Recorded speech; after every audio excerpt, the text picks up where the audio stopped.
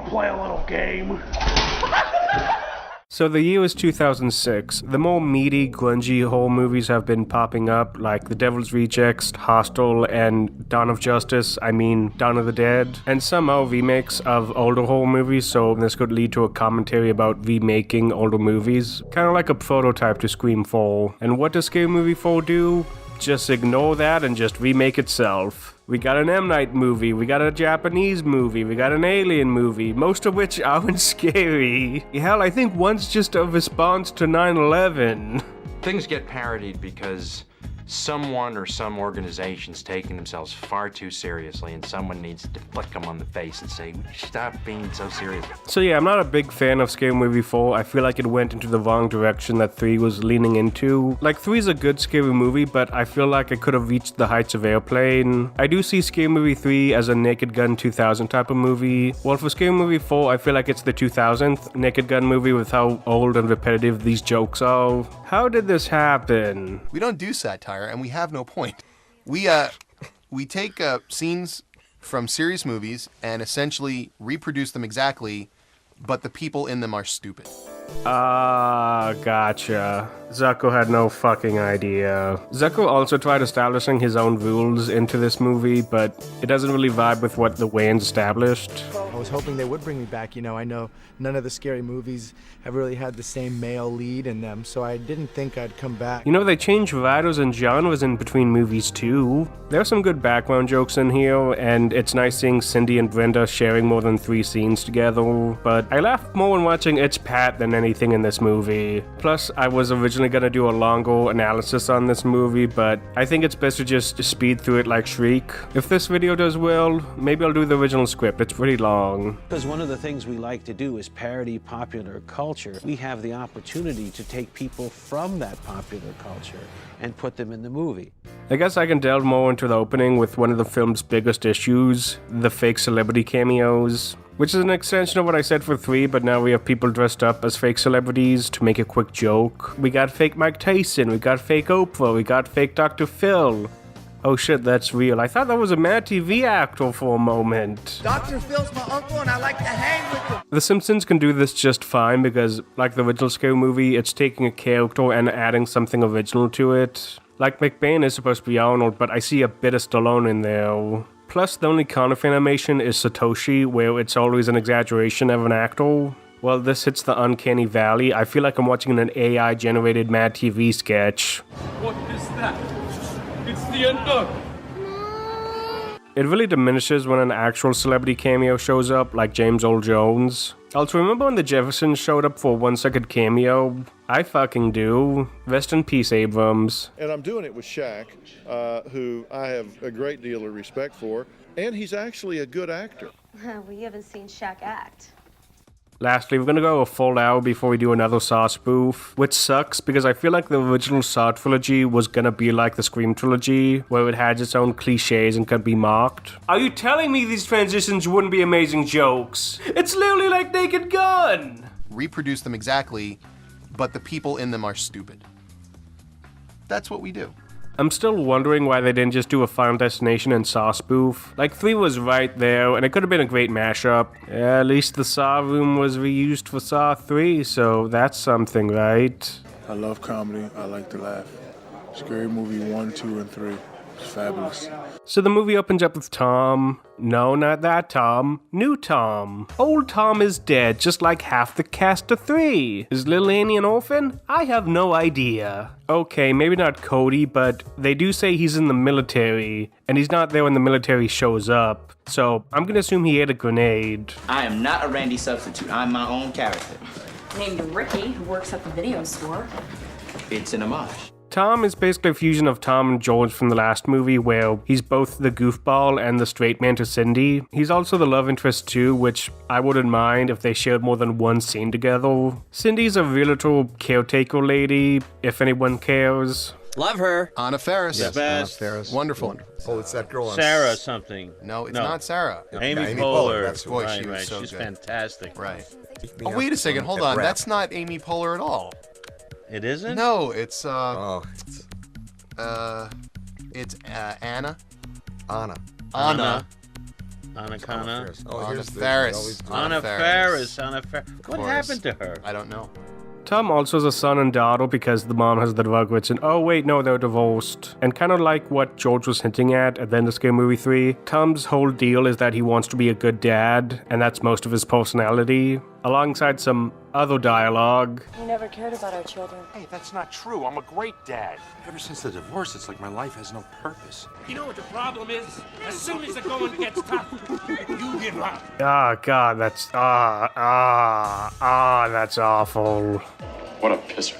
I think the difference between this and the cliched writing of Airplane is that we did see the full picture of the relationship in Airplane and the funny reason why it failed. Meanwhile, in here, we don't really see anything, and we should really focus on the kids. The kids are important. It doesn't really help that he beats the shit out of his 6-year-old daughter. Like, with Cody, it was fine because he was kind of a creep and transphobic. Well, for this, it's just more mean-spirited. Another issue for the movie is that the timing's really off for the slapstick. Like, it has that Harold and Kumar style timing, and some scenes just go on for way too long, like this scene. This is like the most 2006 PSP movie I've ever watched. If they just shaved off 76 seconds, I'm pretty sure the movie would have landed better. Even I'm getting bored at this point. Can we watch another movie? You know what? This is the only channel where we get in here. This doesn't feel like a movie made by the same team as Naked Gun. This feels more Spy Hard in nature, where instead of focusing on the crazy slapstick elements, it focuses more on drawn-out jokes, shitty green screen effects, a plot I still don't get, and just trying to be edgy for the sake of edgy. We did. Can't say Jack. It's a historical. Of It's course a you historical can. reference. They You can say it in that. the movie. Yes, I know. Look at. He's quoting the movie. Look, I have many Japanese friends. Oh yes, of course. Oh, here we go. Here we go. Some of my best friends are Japanese. Oh boy. The yellow man is among my most treasured. The racism from 3 comes back and it's just awful. I think what's worse about the Grudge joke, besides being xenophobic, is that it's a very basic joke that has zero thought put into it. And it's supposed to be a payoff for the 20 minutes of Grudge spoofing, so yeah, it sucks. The Wayans movies were offensive and disgusting too, but they were full of things to discuss and commentary that you could defend. Honda, Mitsubishi, Subaru. Cheeseburger. Cheeseburger. The movie continues with whitewashing black comedy and adding more hip-hop stars. We're not parodying rappers, but it's great to have them in our movie. So to be able to have people like Chingy and Little John and Fabulous. Who the fuck is Young Bloods? Didn't I play Left 4 Dead with you when I was 8? The only time you had a relevant hip-hop artist that could act and you just cut him from the movie. Great, fantastic. And it's so funny because at the audition, there mostly were Oprah lookalikes because the breakdown said we're looking for lookalikes. This is basically just SNL at this point, where it's just a Mad Lib of the week. Instead of being like In Living Color meets Scream or Kentucky Fried Signs. I saw this movie when I was 9 and I feel like this movie was made for elementary schoolers. Like, the humor and satire are very juvenile. Like, what the fuck are we making fun of here? Post-9/11ism? Or that Tom Cruise can be eccentric? We had originally this philosophy that for parody, the best actors to cast were straight actors. That comic actors or people known for comedy might get in the way of the parody. And this would interfere with our design of how the parody would work. And really, with the Scary Movie franchise, we've discovered that that's really not a hard and fast rule.